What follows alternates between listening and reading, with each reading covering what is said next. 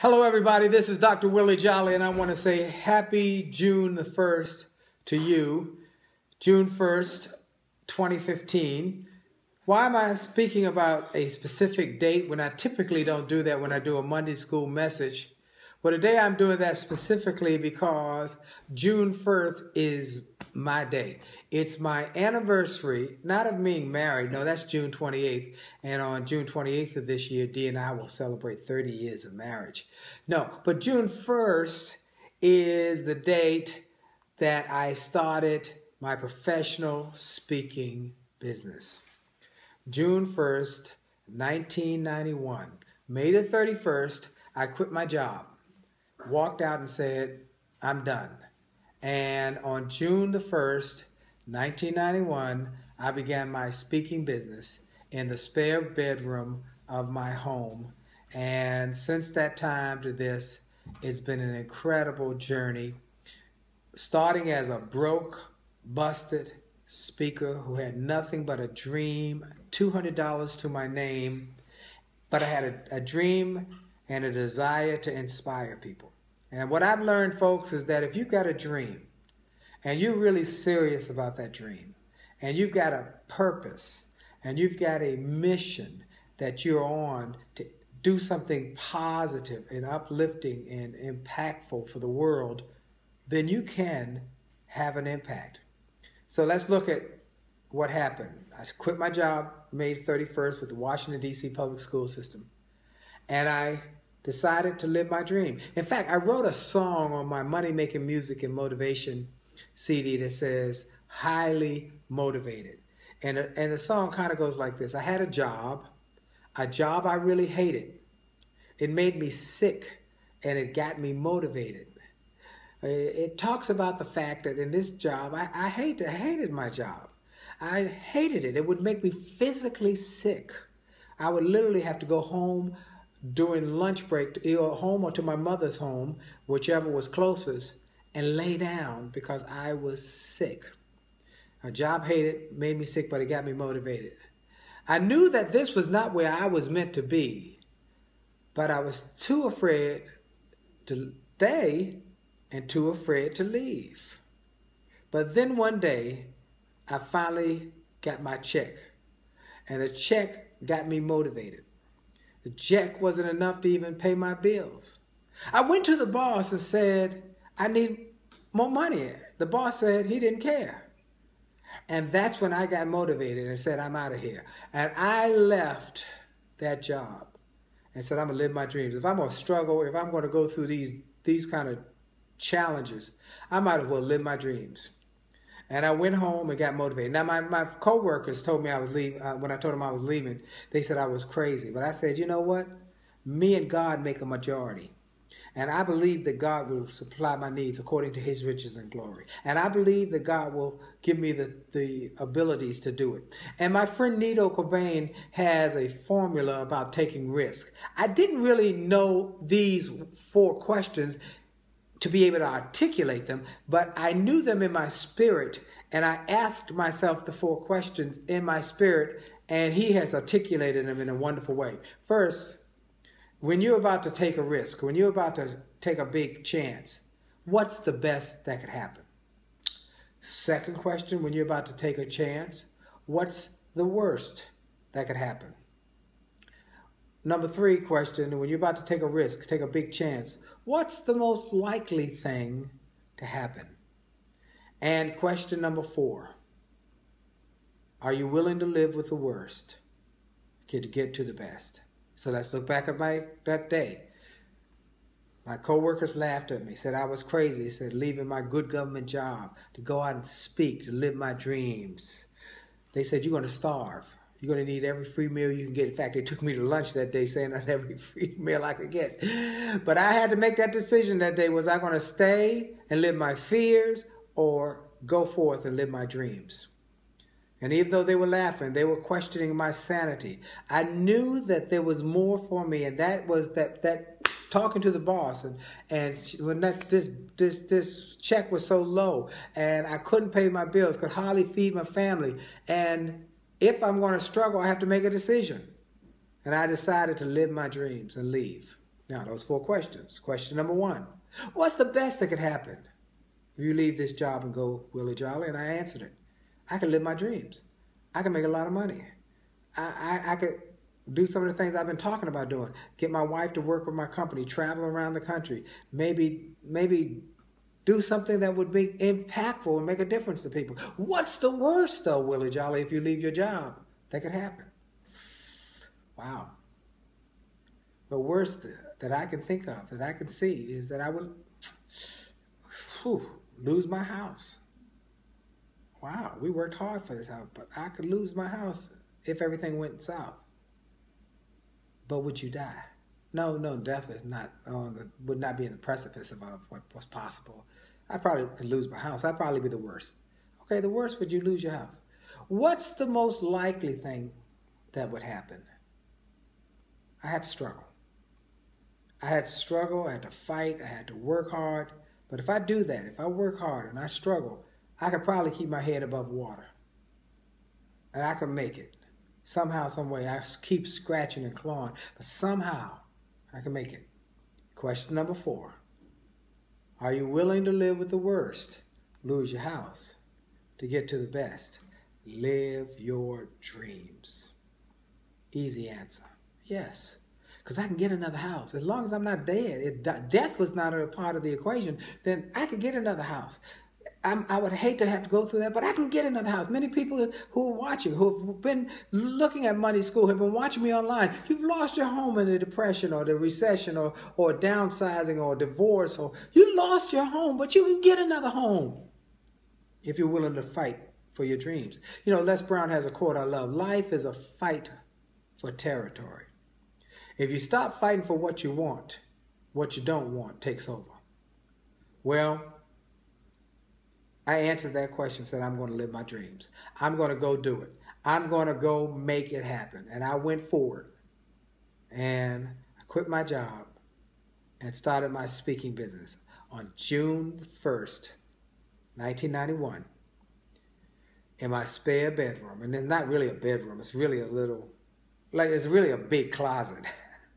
What it is, really, because it's not big enough to put a bed in there or a dresser. It really is just a little room that leads to the attic, but it had enough room for me to put a little desk, a little teeny weeny desk that had enough room for a telephone, a push button phone,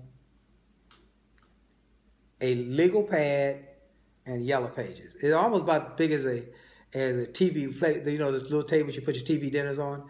That's about the size of it. So, telephone, legal pad, pen and pencil, or pen, and a telephone book. And I was in business. That was how I started. And that first day I got on the phone and started making sales calls. And most people said, no, not interested. Nope, don't need what you got. But I kept calling people. Just kept calling people. Kept calling people. And that summer was one of the most challenging summers of my life. June the 1st through September the 1st, because I was the first year I was speaking to schools. And I was working for the school system. And I had done a lot of schools. But schools are off in the summer.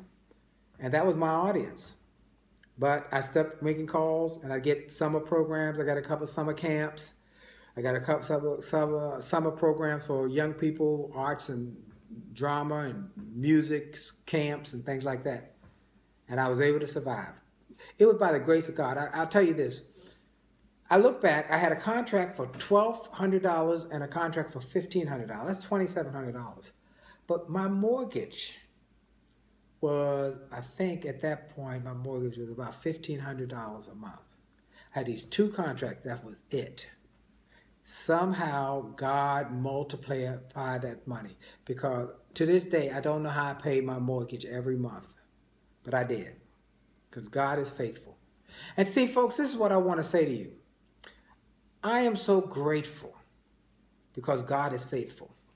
He has supplied my needs over these 24 years. He has never let me down. And he would do the same for you. He's not a respecter of person. He wants to see you make a commitment to your faith. I'm telling you, folks, this is the secret. I'm here. Let me take a moment to share why I'm here and why the Monday School is being done as it is today. I'm here in a beautiful room here in St. Martin, a beautiful condo resort called the Towers. Now, God is faithful. I will give you a quick story and show you that if you trust Him and you believe Him and you have faith, God is faithful. We, many years ago, bought a timeshare in St. Martin at a place called D.V. Little Bay. Beautiful, nice place. We had a condo on the top of the hill. Well, we haven't been able to go for a number of years because of my schedule. And we get to go so many wonderful resorts as part of my speaking business. Going to Malaysia and Dubai and Hawaii, South Africa, Japan, Caribbean. Well, we get to go and they put us up for 3, 4 days, 5 days sometimes, 6 days.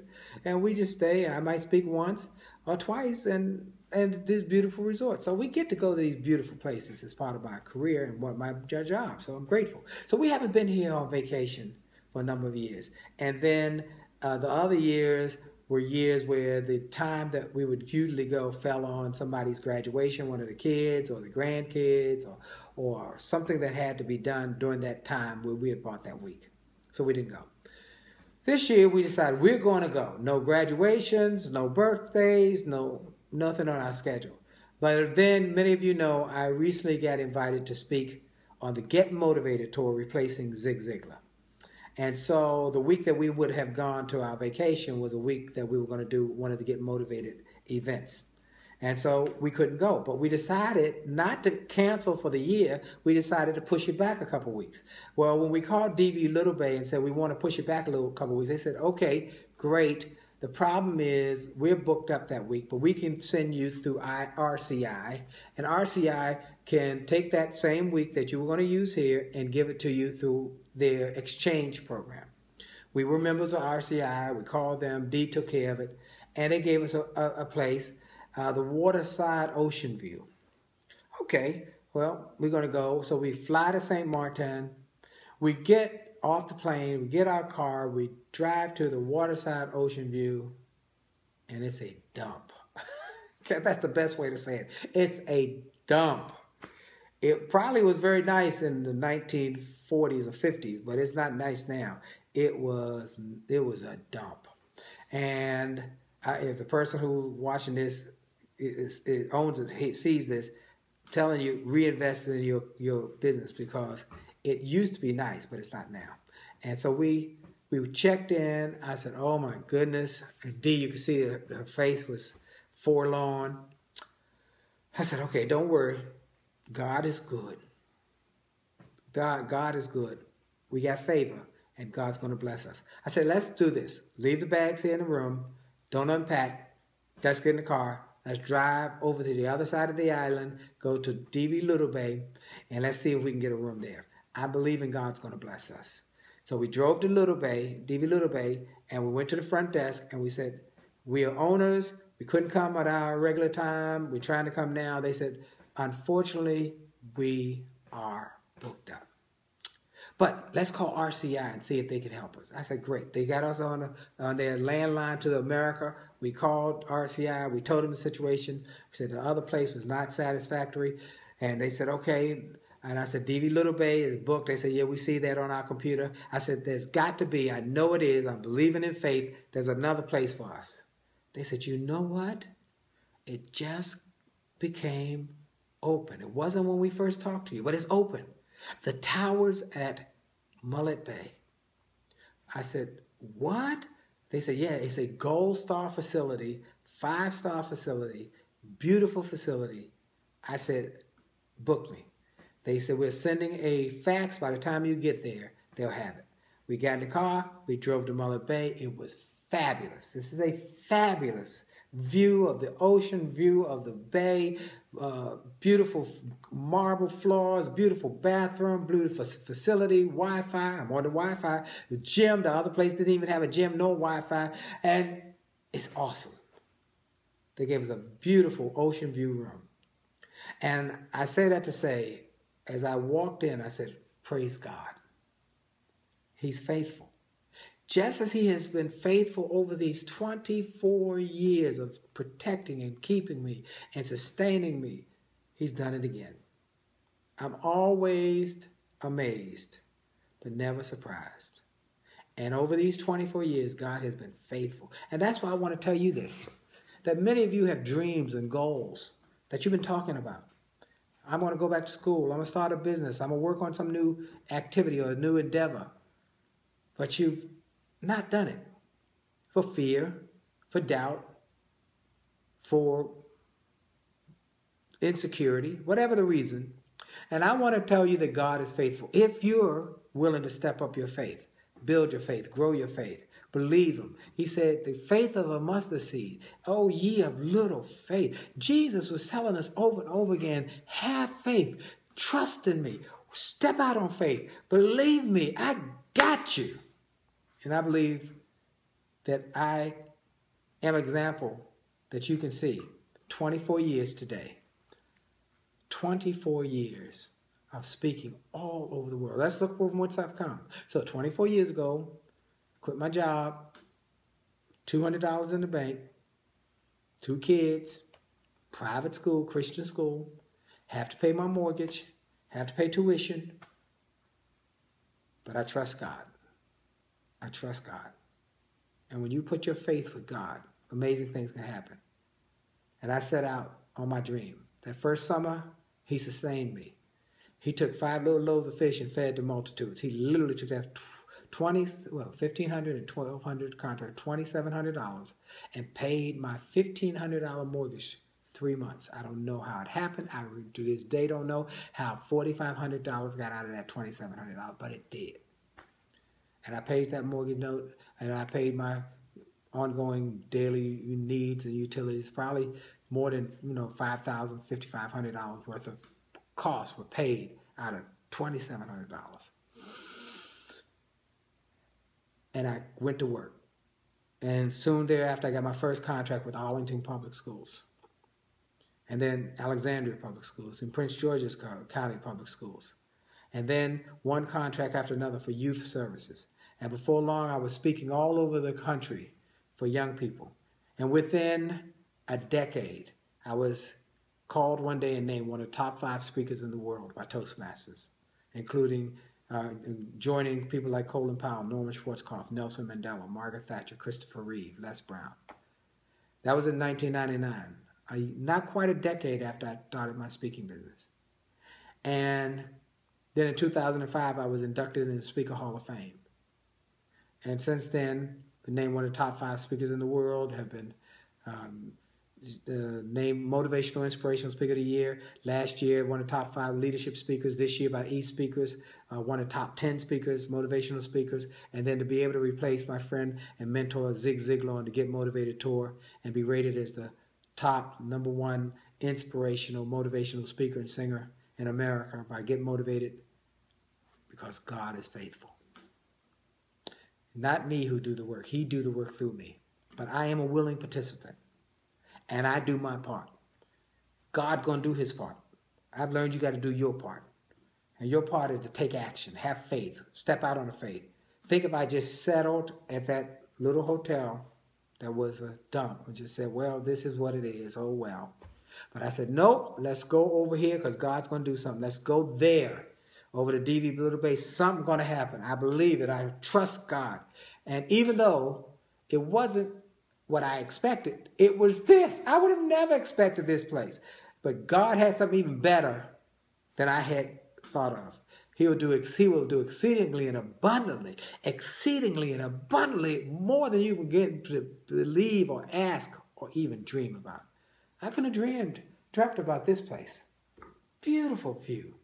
Beautiful facilities. Just wonderful.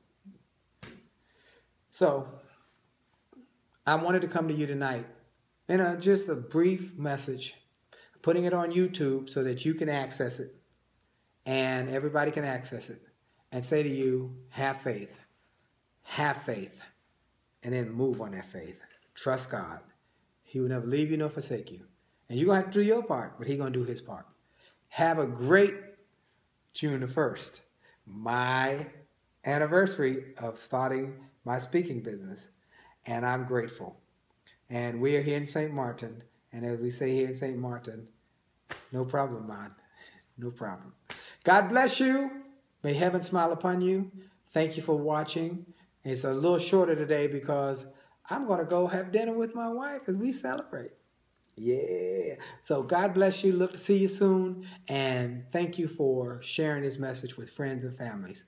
And love you. God bless you. And I'll talk to you hopefully next week. I'll be on the Get Motivated tour. So hopefully I'll be able to slip away and do the message. But one way or the other, we'll be talking soon. Have a great day. Bye-bye.